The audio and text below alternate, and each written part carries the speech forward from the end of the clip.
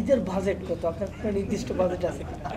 ঈদের budget huge budget, কিন্তু ওই পরিমাণে যেতে পারি না। ইচ্ছা করে অনেক কিছু বাজেট, অনেক কিছু করে সবাইকে দিই, কিন্তু নিজের সীমাবদ্ধতার কারণে যেতে পারি না। অ্যামাউন্টটা মোটামুটি একটু তাও তো প্রায় 1 2 3 4 10 হবে, 1000 10 20 10 লাখ, অনেকের তো 10 লাখ 10 লাখ বলতেছে। 10 লাখ হলে পুরো বছর চলে যাবে আমার। অনেকে তো কোটি টাকা বাজেট নিয়ে ঈদের শপিং করতে চায়। আল্লাহ ভালো থাকুক ওনারা। অনেকে যে ঈদের মানে শপিং করার জন্য দেশের বাইরে যায় অনেক তারকারা, মানে এর মাঝে কি আপনি কখনো গিয়েছেন বা এই বিষয়টা যদি একটু জানাতেন? মানে এত বড় বিলাসিতা আমার নেই, কখনোই ছিল না। এত বড় বিলাসিতা জীবন আমার না। এটা হয়তো ফিল্মের স্ক্রিন হতে পারে, বাট প্র্যাকটিক্যাল লাইফে আমি খুব ঈদের সময় ভাবির জন্য কি গিফট আপনি দেন আপনার তরফ থেকে? মানে স্পেশাল স্পেশাল আমি কখনো কিনতে যাই না, সত্যি কথা বলি। আমি শপিংয়ে এত ভিড় আর এত বার্গেনিং হয়, আমাকে দেখলে কেন জানি দাম বাড়িয়ে দেয় জিনিসপত্র। ওরা মনে করে আমি অনেক টাকার মালিক, কিন্তু সত্যি কথা বলি আমি খুবই সাধারণ, অত টাকার কিছু নেই, খেটে খাওয়া মানুষ আমি। তো এই জন্য আমি যাই না খুব একটা।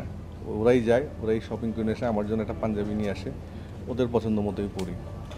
সিনেমায় আপনাদের মানে পপি আপুর সাথে আপনার খুব জুটিটা সবচেয়ে ভালো ছিল, রোমান্টিক।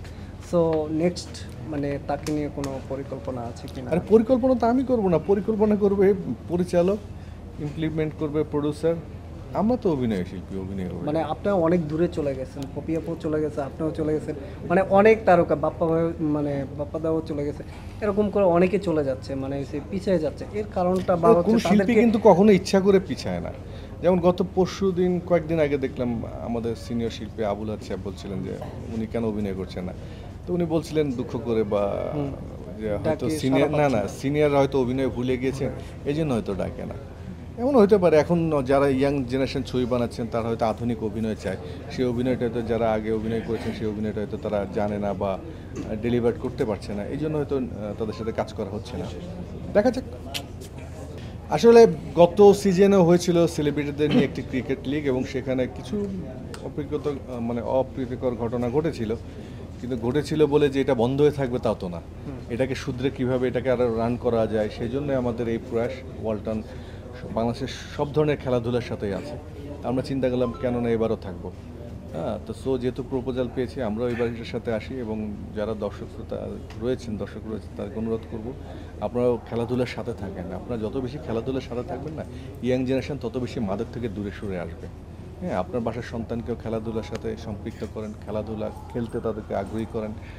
মাঠ না হোক, একটু দূরে হোক, নিয়ে যান সাথে করে, খেলাধুলার সাথে থাকেন।